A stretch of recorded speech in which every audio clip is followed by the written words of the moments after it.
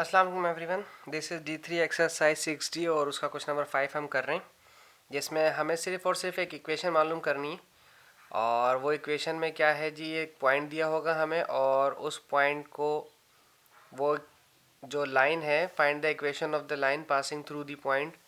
एक पॉइंट दिया जाएगा और आगे एक कंडीशन दे दी जाएगी कि या तो पैरेलल है या तो परपेंडिकुलर है। अगर वीडियो बड़ी हो गई तो हम ABCD अलग अलग करेंगे, लेकिन अगर वीडियो छोटी रहे, हम जल्दी ख़त्म कर लिए तो हम ABCD एक ही पार्ट में कर लेंगे। देखें जनाब, आपको लाइन बनाने के लिए ना दो चीज़ें रिक्वायरमेंट होती हैं, या तो दो पॉइंट दे दिए जाएं या तो फिर एक पॉइंट और स्लोप दे दिया जाए। तो उसकी मदद से फिर आप सी इंटरसेप्ट निकालते हैं, फिर आप इक्वेशन ऑफ लाइन बनाते हैं। अब प्रॉब्लम यह है कि यहाँ एक पॉइंट दे दिया और अगली लाइन में इक्वेशन दिए। कोई बात नहीं है, उसने कहा है पैरेलल है इस लाइन के, तो यानी कि जो इसके लिए स्लोप लिया जाएगा वो स्लोप इसका होगा, क्योंकि पैरेलल के लिए स्लोप बराबर होते हैं। M1 इजिकल्स टू M2 होता है जब दो लाइन आपस में पैरेलल हों तो। और परपेंडिकुलर तो M1 M2 इजिकल्स टू -1 वाला फॉर्मूला इस्तेमाल करते हैं।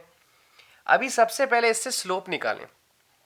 स्लोप निकालने के लिए आपको अच्छी तरह पता है कि आपका y बिल्कुल अकेला होना चाहिए। लाइक ये 7x पॉजिटिव में है, इसको वहाँ भेजें तो ये नेगेटिव हो जाएगा। 29 और पॉजिटिव में है और 7x यहाँ पर आकर नेगेटिव हो जाएगा, इक्वल्स टू 3y। हम शायद x वाली वैल्यू पहले लिखते हैं, ज़रूरी नहीं था, आप एंड में भी लिख सकते थे।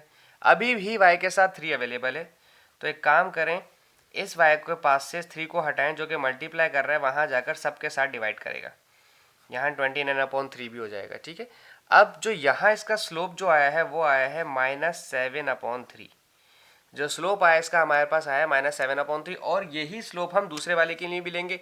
क्यों? क्योंकि उसने कहा है कि पॉइंट्स आपस में, दोनों लाइंस आपस में पैरेलल हैं। तो अब आपके पास पॉइंट क्या दिया हुआ है, -2,5। पॉइंट आपके पास -2,5 दिया हुआ है। अब आप सबसे पहले सी इंटरसेप्ट निकालेंगे। सी इंटरसेप्ट निकालने के लिए आपके पास इक्वेशन ऑफ लाइन होती है, हमने 6C के अंदर इसे बड़े डिटेल में पढ़ा है। अच्छा, वो होता है हमारे पास y=mx+c। चूँकि लाइंस पैरेलल हैं इसलिए मुझे कोई भी रेसिप्रोकल और ऑपोजिट साइन करने की ज़रूरत नहीं है। -7/3 x की जगह -2 रखा जाएगा, क्योंकि यहाँ x की जगह -2 है। ठीक है, और 5y की जगह रखा जाएगा, यहाँ पर 5 रखा जाएगा। अभी हम सिर्फ सी इंटरसेप्ट के लिए काम कर रहे हैं, फिर हम इक्वेशन ऑफ लाइन के लिए काम करेंगे।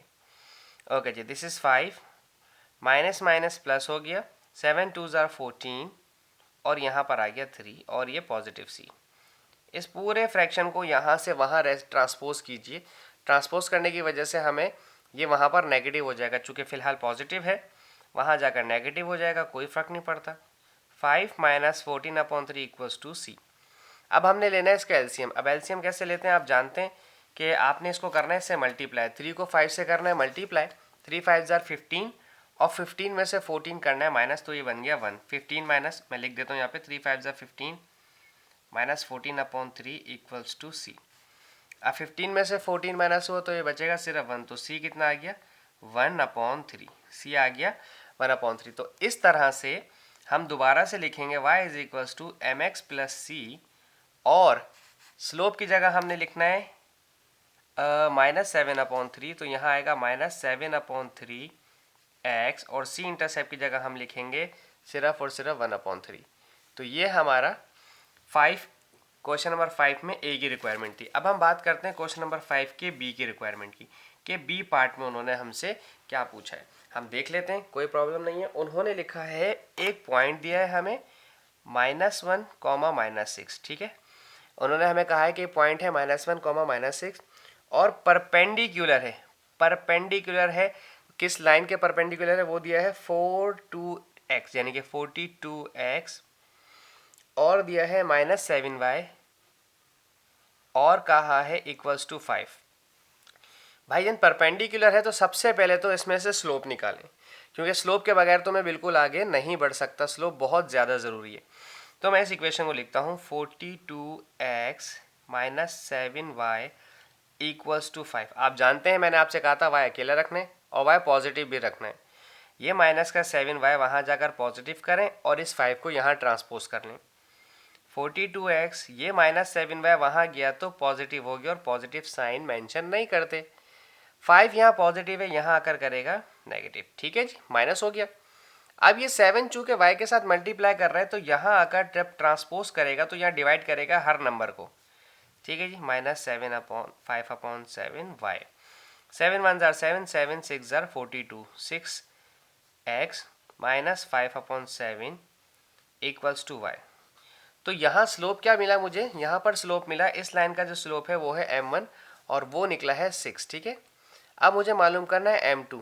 आप जानते हैं कि m1 और m2 का जो यहाँ रिलेशन है वो है परपेंडिकुलर, और जब दो लाइंस आपस में परपेंडिकुलर होती हैं तो उनके स्लोप का फॉर्मूला कुछ ऐसा बनाया जाता है, m1 m2 is equals to -1। शायद आपको याद हो। अब m1 की जगह लिख दें 6 जो कि मुझे मालूम है, अभी मैंने किया है, और m2 मुझे मालूम करना है। 6 यहाँ पे मल्टीप्लाई कर रहा है, अल्टीमेटली वहाँ जाकर करेगा डिवाइड, तो हम इसको लिखेंगे m2 इज इक्वल्स टू -1/6। ये आ गया -1/6। अब हम लिखेंगे सी इंटरसेप्ट के लिए। अब हम सी इंटरसेप्ट की बात करेंगे। भाई सी इंटरसेप्ट के लिए उसने लिया है वही इक्वेशन हमने लेंगे y is equals to mx plus c. Points हमें दिए हुए थे -1 और -6, मैं यहाँ लिख देता हूँ ताकि याद दहानी हो जाए। -1 और -6 हमें पॉइंट दिए हुए थे। अब y की जगह -6 लिख दें। स्लोप चूंकि अभी आपने निकाला है -1/6, तो स्लोप की जगह -1/6 लिख दें। x की जगह -1 आएगा, चूंकि यहाँ इन्होंने -1 दिया हुआ है तो हम भी -1 ही लिखेंगे। और मुझे सी इंटरसेप्ट मालूम करना है। ये रहा -6 मेरे पास, माइनस माइनस हो जाएगा प्लस, और 1 1 जार हो गया मेरे पास सिंपल 1। ठीक है जी, ये हो गया 1/6। कोई भी बच्चा इस 6 को जो डिवाइड कर रहा है वहाँ भेज के हरगिज मल्टीप्लाई मत करवाइएगा, क्योंकि यहाँ पर ये टर्म्स हैं, हमारे पास सी मौजूद है। ये अकेला होता ना, जैसे यहाँ पे 1/6 अकेला होता तो फिर हम कर सकते थे। अभी इसको ये पॉजिटिव का है, इसको वहाँ भेज के नेगेटिव करवाएं, पूरे फ्रैक्शन को, पूरा फ्रैक्शन वहाँ भेजें। ये -1/6 हो गया। ठीक है, ये हो गया सी। पिछले सवाल की तरह 6 6 जार 36 और -36 और -1/6 इक्वल्स टू सी। तो सी कितना आ गया हमारे पास, माइनस माइनस प्लस 36 और एक 37, -37/6। अब हमारे पास स्लोप भी है और सी इंटरसेप्ट भी है। स्लोप -1/6 है। अब हम इक्वेशन बनाएंगे y equals to mx plus c. Slope हमारे पास है कितना, -1/6, हम यहाँ लिखेंगे -1/6 x, और सी इंटरसेप्ट हमारा आया -37/6। This is y is equals to -1/6 x -37/6। ये हमारे 2 पॉइंट हो गए। इसके साथ अब हम बाकी के इसके लिए नेक्स्ट वीडियो बनाएंगे। ठीक है जी, और फिर हम अगर अच्छा एक और चीज़ भी कर सकते हैं इसमें ना, इसको हम कैसे कर सकते हैं, अगर आप चाहें तो कि लाइक ये 6 और 6 का एलसीएम लेंगे तो 6 ही आएगा ना। ये 6 अब डिवाइड करेगा तो वहाँ जाकर कर देगा मल्टीप्लाई, तो this become 6y is equals to -x -37, और इन सब को वहाँ भेज दें। ये सब नेगेटिव है तो पॉजिटिव हो जाएंगे, तो x plus 6y plus 37 equals to 0। ये इक्वेशन आप ऐसे भी बना सकते हैं। ठीक है, और चाहें तो आप इसको ऐसे भी छोड़ सकते हैं। It's up to you. अगले जो 2 पॉइंट हम करेंगे पार्ट COD, उसमें हम इक्वेशन इस तरह से लाकर छोड़ेंगे। ठीक है जी, आई होप आपको समझ आ गया होगा। Thank you so much. अल्लाह हाफिज़। सब्सक्राइब माई चैनल, शेयर और लाइक कमेंट करना ज़रूर कीजिएगा।